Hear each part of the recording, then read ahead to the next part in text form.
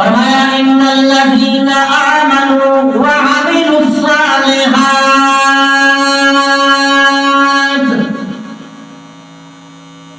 اولئک هم خیر البریہ،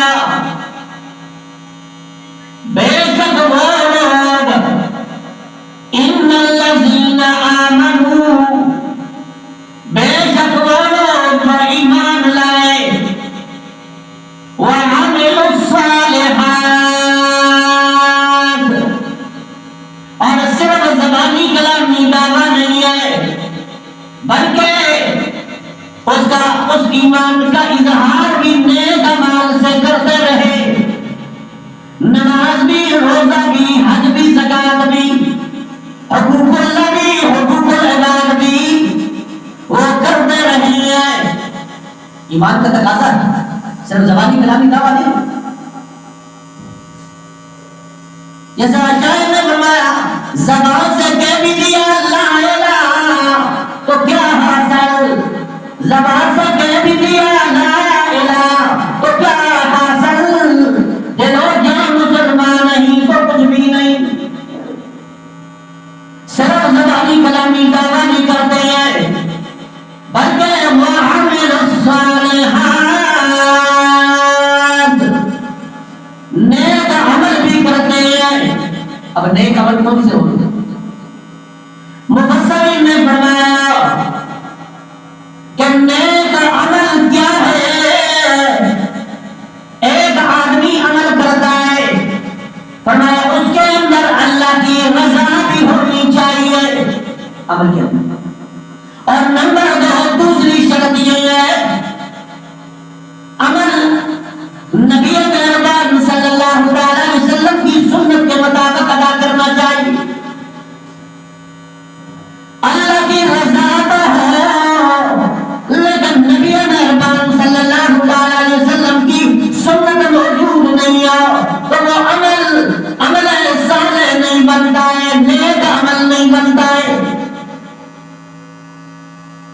اگر عمل سنت کے مطابق ہے لیکن اللہ کی رضا نہیں ہے، دکھلاوا ہے، نمود و نمائش ہے، پھر بھی اللہ کے ہاں مقبول نہیں ہے، منظور نہیں ہے۔ یہ 2 شرطیں ہونا لازمی عمل صالح کے لیے۔ فرمایا ان الذین آمنوا وعملوا الصالحات، بے شک وہ لوگ جو ایمان لائے اور نیک عمل کیے، اولئک هم خیر البریہ، اور رب کی طرف سے یہ سند کہہ گئے، یہ سند ہے اللہ کی طرف سے کہ یہ مخلوق میں سب سے بہتر لوگ ہیں،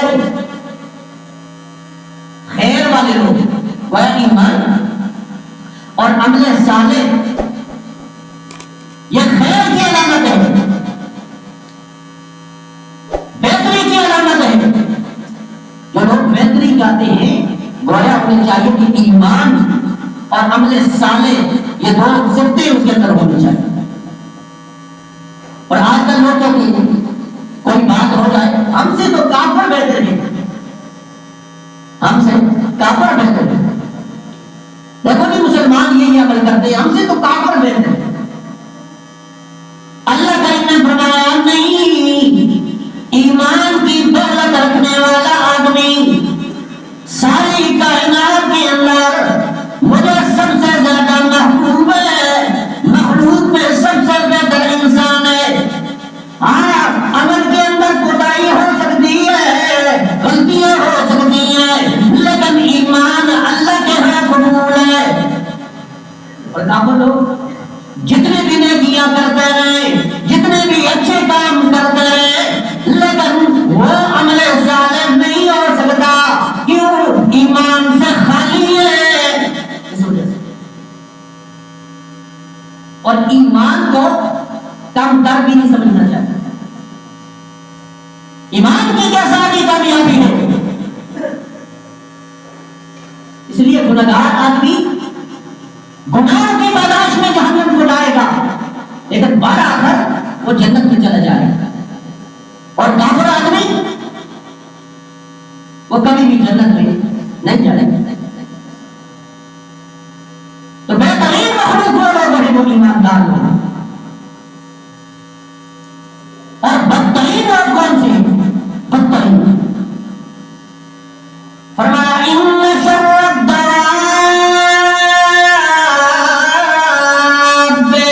عند اللہ، جو مخلوق میں سب سے بدترین لوگ ہیں، سب سے برے لوگ ہیں، سب سے زیادہ بد لوگ ہیں، کون سے؟ فرمایا الذین کفروا فہم لا یؤمنون، یہ وہ لوگ ہیں جنہوں نے اللہ کے دین کا مذاق اڑایا، تمسخر کیا، مذاق اڑایا، جنگ و جدال کیا انبیاء علیہ السلام سے، جھگڑے کیے، تانے دیے، برا بھلا کہا، یہ وہ لوگ۔ فرمایا مخلوق میں سب سے بدترین لوگ یہی وہ لوگ ہیں جو ایمان لانے والے نہیں ہیں، کفر کا راستہ اختیار کرنے والے۔ گویا خیر کیا ہے؟ ایمان اور عمل صالح کا نام خیر ہے۔ گویا یہ حرمات اللہ ہے، شاعر اللہ ہے۔ حرمات اللہ کیا ہے؟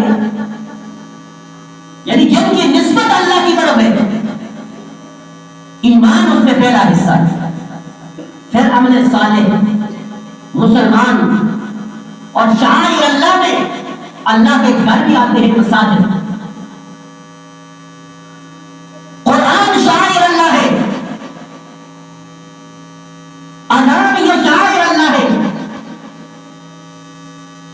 احادیث کی کتب یہ شاعر اللہ ہے، دینی لوگ شاعر اللہ ہے، اللہ کی نشانیاں، مساجد، علماء، دینی لوگ۔ صفا و مروہ کے بارے میں قرآن ان الصفا والمروہ من شعائر اللہ، اللہ کی نشانیاں۔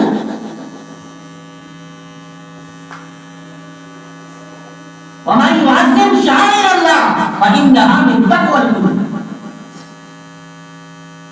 جو اللہ کی نشانیوں کی تعظیم کرتا ہے، حرمات اللہ کی تعظیم کرتا ہے، عزت کرتا ہے، فرمایا وہ دل کا تقویٰ ہے اس کے اندر، دل سے اللہ کو ماننے والا ہے، جیسا سورہ حج میں فرمایا نا وَمَن يُعَظِّمْ حُرُمَاتِ اللَّهِ فَهُوَ خَيْرٌ لَهُ، فرمایا جو آدمی اللہ کی حرمات کی تعظیم کرتا ہے، عزت کرتا ہے، وہ اللہ کے ہاں بہتر ہے، بہترین انسان۔ زمانہ جاہلیت کے اندر لوگ حج کے لیے جایا کرتے تھے تو راستوں کے اندر وہ حجاج کرام کو لوٹ دیا کرتے تھے۔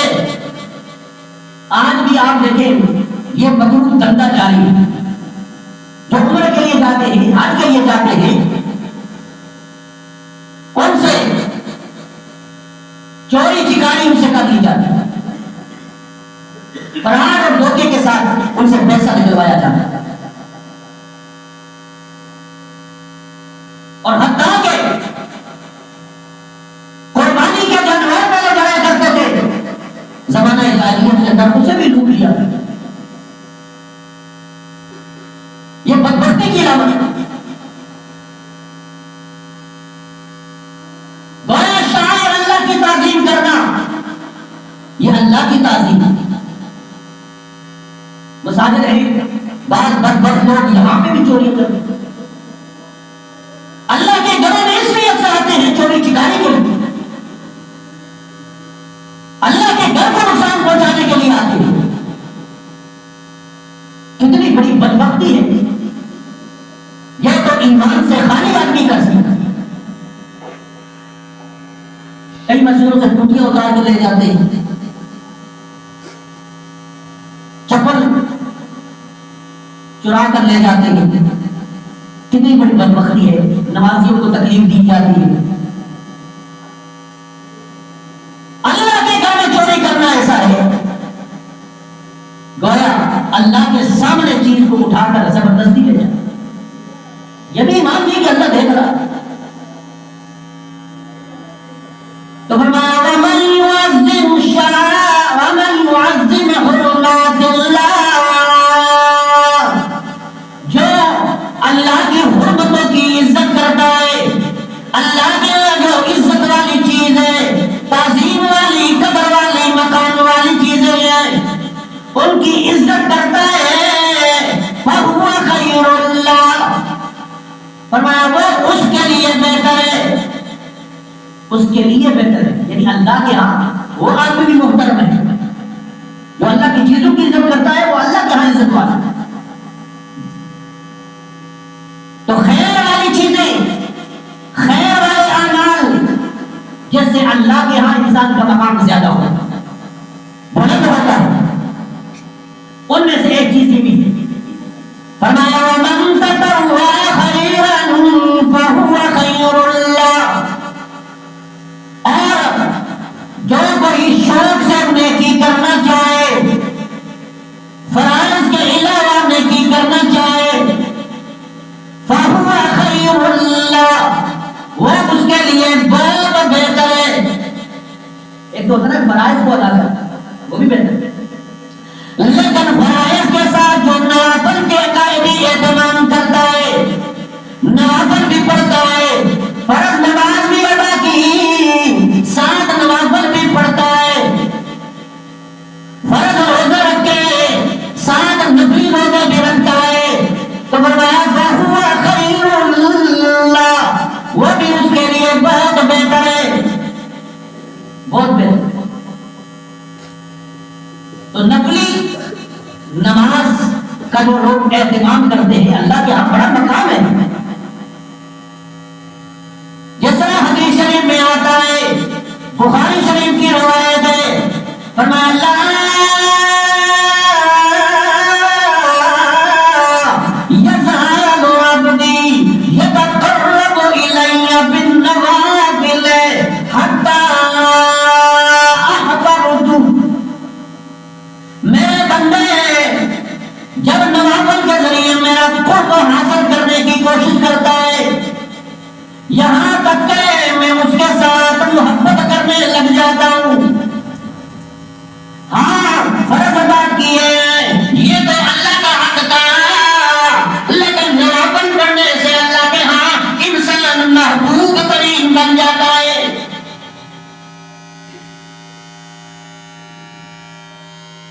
جیسا بڑا جنت کے اندر 100 درجات ہیں, 100, ان درجات میں سے بلندی کا باعث بننے والے یہ نفل ہے. جتنے نفل ادا کرتا ہے, نماز پڑھنے کے بعد نفل پڑھتا ہے, روزہ رکھتا ہے, نوافل بھی رکھتا ہے, زکات ادا کی, صدقہ بھی کرتا ہے, خیرات بھی کرتا ہے, یہ بھی نفل. فرمایا اللہ کے عزت والا بن جاتا ہے, جنت کے اندر وہ 100 درجات کو بلند ہو جاتا ہے اللہ کے.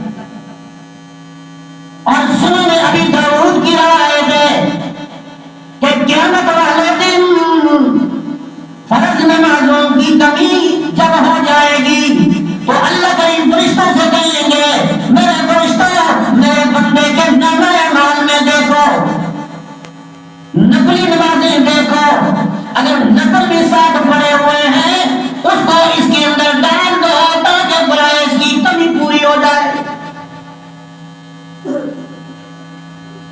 کتنی خیر ہے, کتنی اللہ کی طرف سے بلائی ہے. وہ بہتر اعمال ہے نفل ادا کرنا.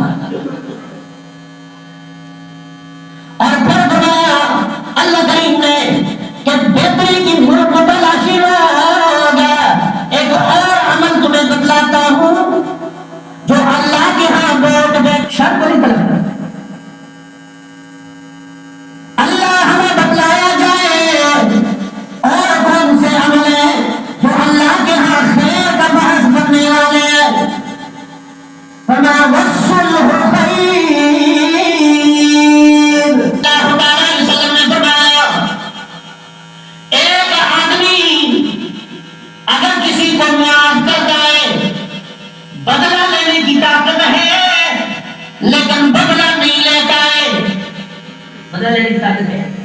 لیکن بدلہ نہیں لیتا ہے۔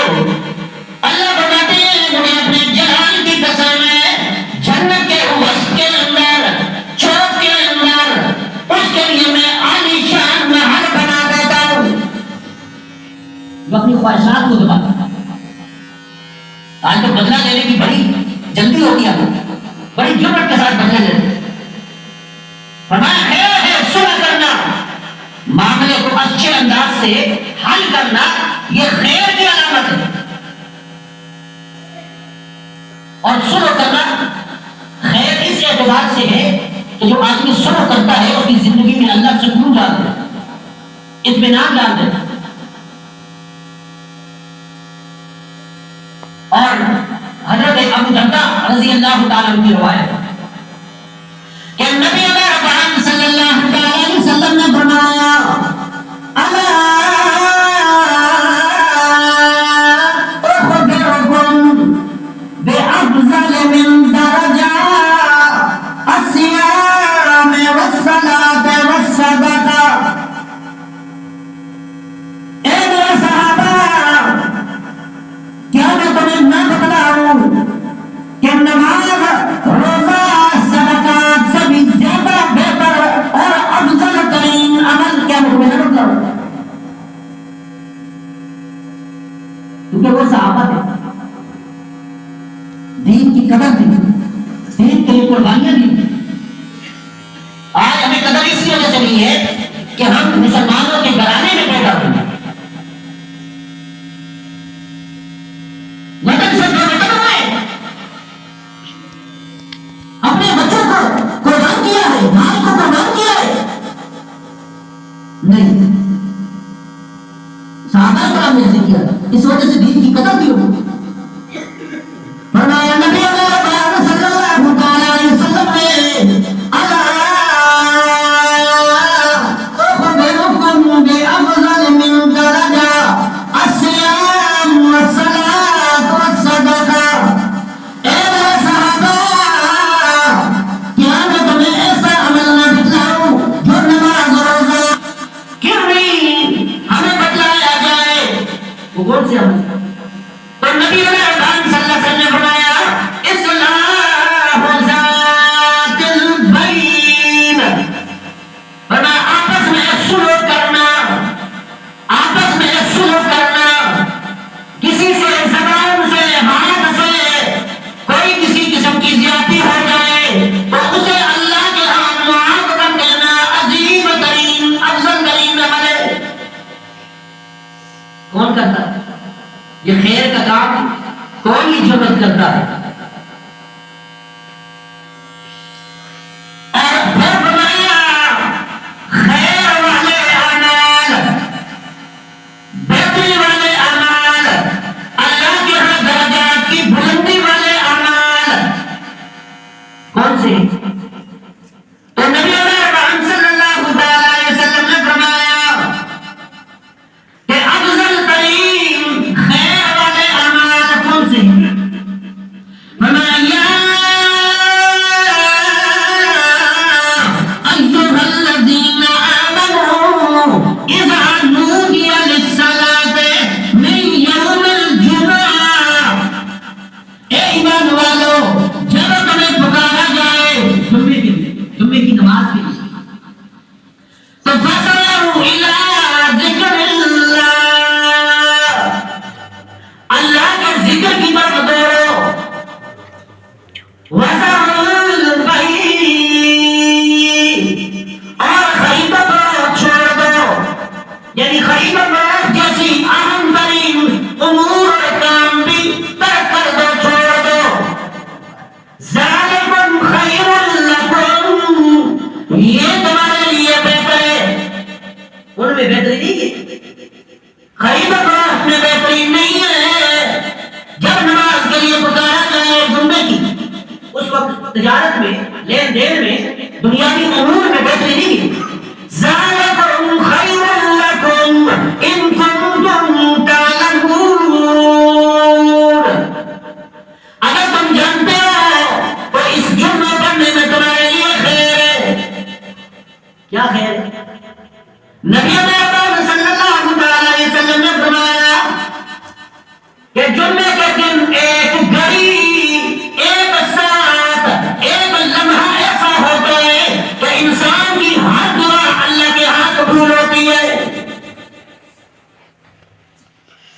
دعا قبول، اللہ جلال لو، میرا بندہ دعا کے لیا قبول کرو اس کی ساری دعا. اور نبی اکرم صلی اللہ علیہ وسلم نے فرمایا کہ جو آدمی جمعے کی نماز کے لیے آتا ہے اور توجہ کے ساتھ خطبہ سنتا ہے، تقریر سنتا ہے، نماز کی بات گویا نماز کے لیے آنا جمعے کی اذا نودی للصلاۃ من یوم الجمعہ، فرمایا جمعے کی نماز کے لیے پکارا جائے. مفسرین نے فرمایا اس سے مراد دوسری اذان نہیں ہے، اس سے مراد پہلی اذان ہے. کئی لوگ گھروں کے اندر ٹال مٹول کر کیا کریں گے، غسل بھی کرنا تھا، کپڑے بھی چینج کریں گے. دنیاوی امور کے اندر ہم پہلے پہنچنے کی کوشش کرتے ہیں، دین کے اندر سب سے آخر میں پہنچنے کی کوشش کرتے ہیں. پتہ نہیں مسلمانوں کو کیا ہو گیا. نماز جنازہ دیکھیے آپ، وہاں پہ بھی لوگ دیکھیں، لوگ کھڑے ہیں، لوگ بھاگتے ہیں. بھائی آپ تھوڑا سا پہلے آ جائیں نا، بھاگنے کی کیا ضرورت ہے. نمازوں کے لیے بھی لیٹ آنا، دوڑ کے آنا.